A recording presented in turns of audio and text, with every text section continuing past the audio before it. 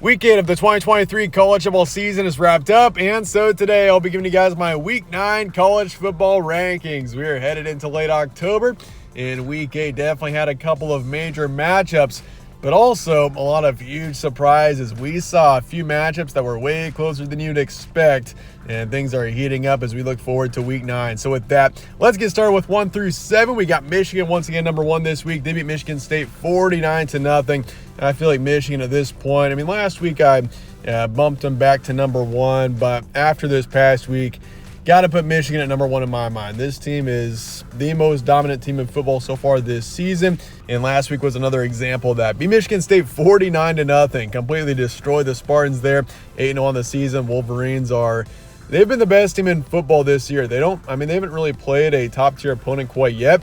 That is coming down the road for Michigan, but based on how they've played so far this season, you compare them with Georgia, for example. Georgia is going to be number 1 in the AP poll and the coaches poll, I would imagine, again for this week.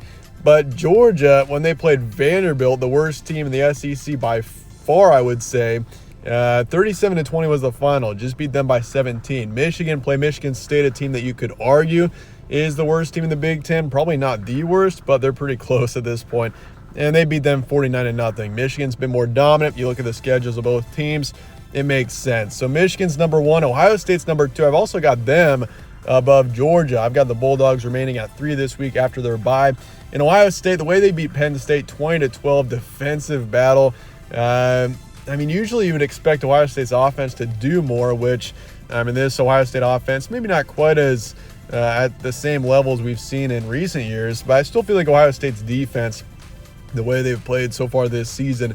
Ohio State is very much a team that's clicking right now. They beat Penn State. They're 7-0 on the season, and you got 2 teams in the Big Ten East as your number 1 and number 2 for this week. And I really do believe that Ohio State's playing really well right now. They're only getting better.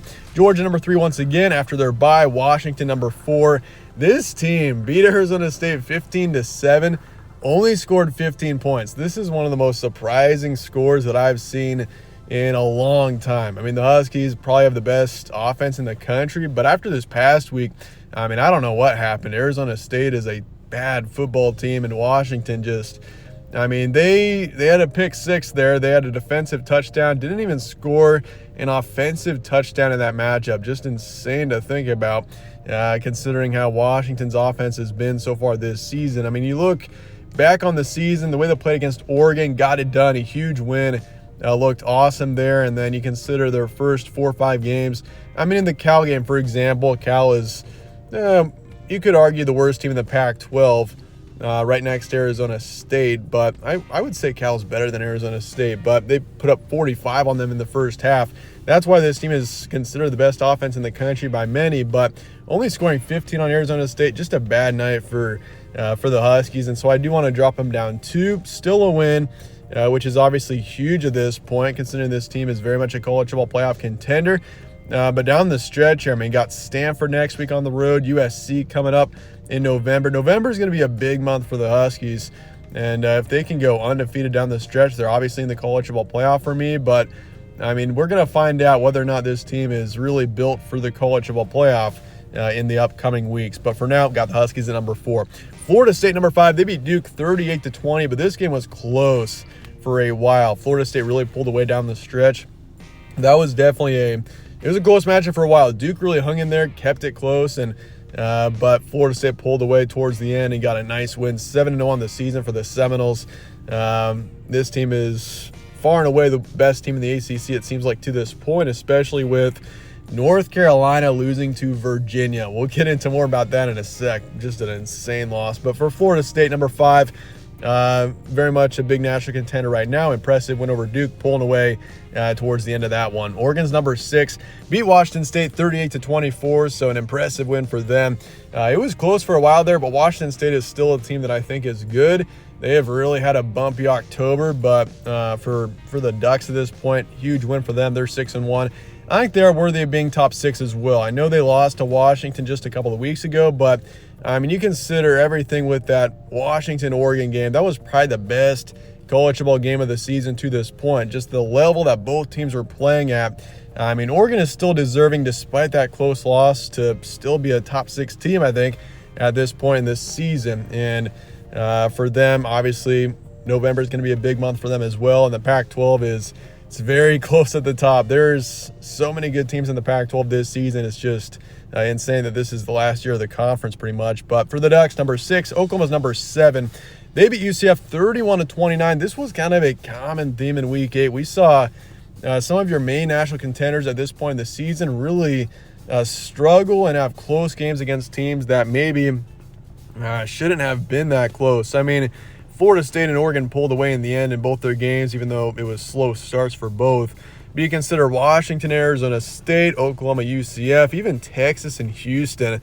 That was another one as well. But for Oklahoma, they got it done, which is huge. But UCF, they were that close to pulling off what could have been one of the biggest upsets of the season to this point. But OU is 7-0, very much still a national contender at this point. 8 through 14, Penn State's number 8, and they lost Ohio State 12-20, but only going to bump them down 2 here. I feel like Penn State definitely was a disappointing performance, especially offensively. But, I mean, that in general was just a big defensive battle. But Penn State 6-1 on the season. Still feel like they're better than the teams behind them. But obviously a disappointing loss that could have been huge for Penn State last week. This was a similar thing last season. I mean, Penn State, they lost Ohio State and Michigan. And because of that, I mean, this team was only a 2-loss team last year.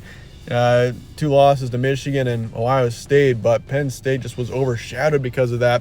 And so coming up, Penn State's got obviously the big Michigan game scheduled, and that's circled on their calendars for sure. That's pretty much a last chance for Penn State to have any chance of college football playoff contention. But Texas, number 9, they beat Houston 31-24. This game was also close. I mean, Houston, not a very good football team in Texas. Got it done, 6-1, not a pretty win, but at least they got the win. And honestly, for Texas at this point, it's just about hanging in there, trying to run the table in the Big 12, and really it's just about getting to the Big 12 title game, hopefully beating Oklahoma or some team in the Big 12 title game. And if they can run the table, go 12-1, this team can definitely make it to the college football playoff, so don't count on Texas quite yet. Alabama's number 10, beat Tennessee 34-20. This team has shown glimpses of promise and potential, but they've just been a bit inconsistent this season. And I mean, obviously after the Arkansas win, only beating them by 3 that was in week 7. I mean, this team continued to have doubts. I feel like people continue to doubt them, and I mean, that's a huge win for the Crimson Tide there. Tennessee's a good football team, and a nice win for them, cracking the top 10 once again. They're 7-1. Ole Miss, number 11, nice win of Auburn 28-21. They're 6-1.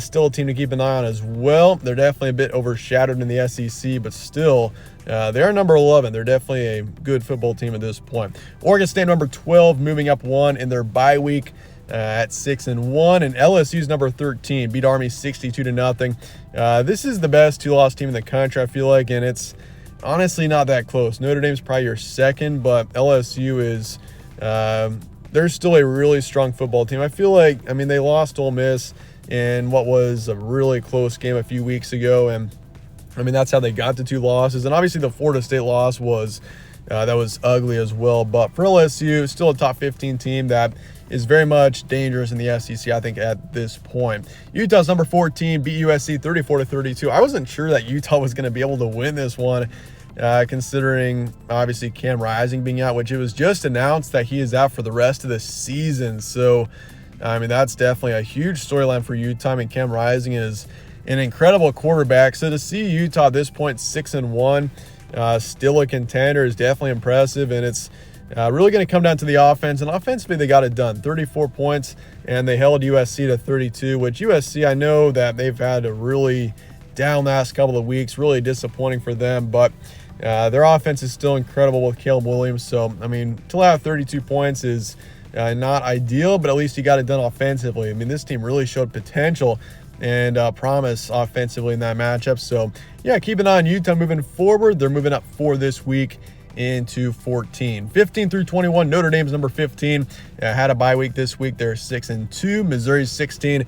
Missouri is suddenly 7-1. I mean, I don't think many people saw this coming.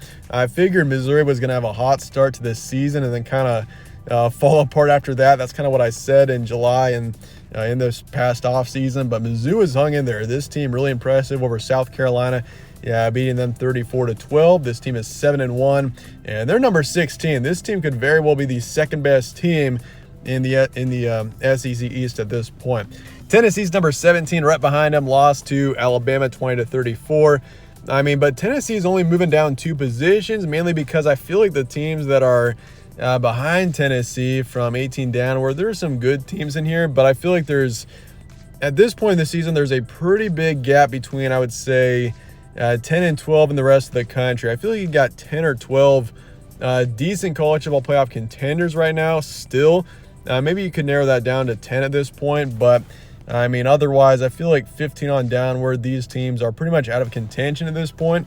Air Force is undefeated at 7-0, but I just don't think they're good enough to get to the college football playoff. But who knows? We'll see what happens down the stretch. But Tennessee, I feel like 5-2, still a good football team here, but it's just clear at this point this is just not the same football team that we saw last season, and they're just not quite as good, especially offensively. Duke is number 18. They lost to Florida State 20-38, but they were impressive for a while. They hung in there, and they were up 17-7 early in the game, and I was impressed. I thought Duke was, it was going to be tough for them, and it ended up being tough in the end, but at least they hung in there and kept it competitive for a while. But Duke is still good, 5-2, one of the best teams in the ACC.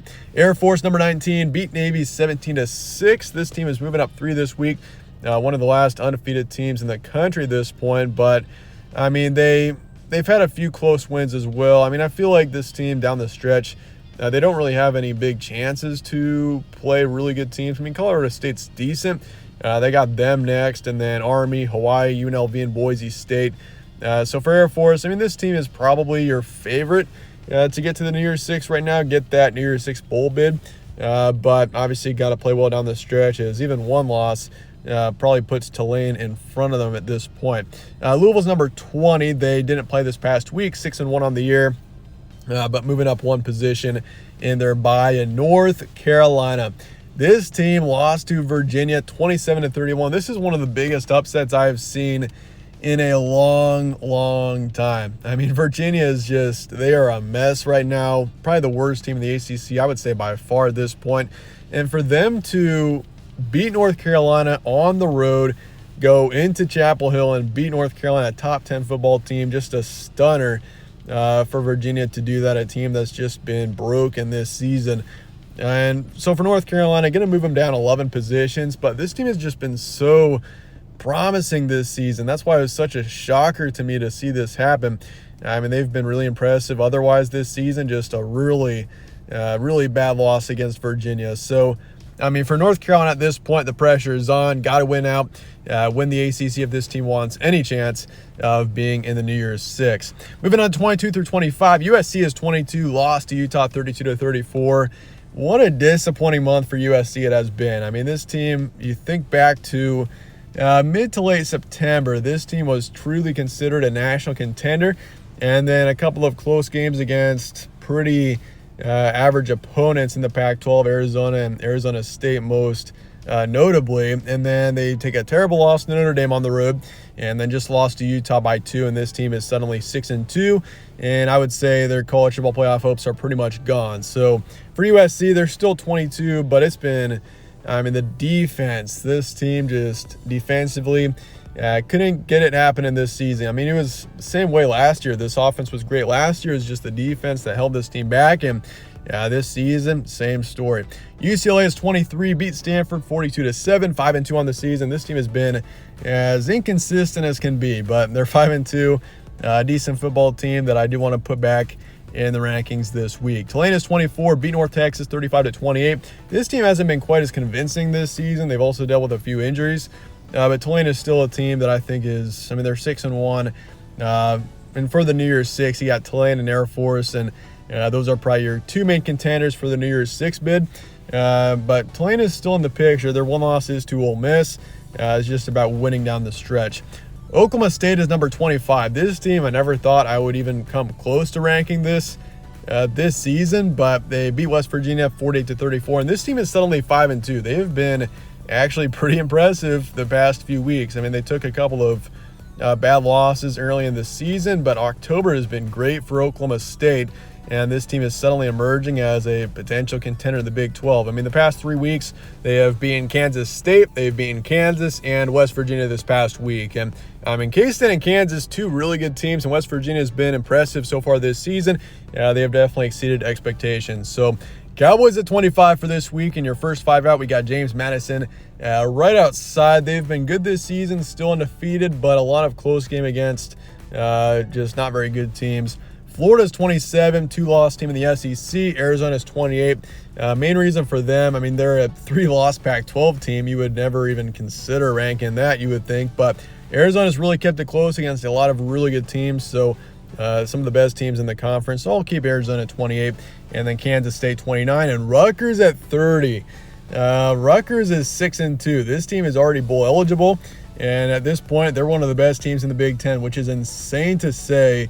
But if you threw Rutgers in the Big Ten West this season, which is just a disaster of a division, Rutgers might just win the Big Ten West this season if you did that. So, I mean, Rutgers has been impressive this season, and that's not something you usually say out of Rutgers football, but keep an eye on them moving forward.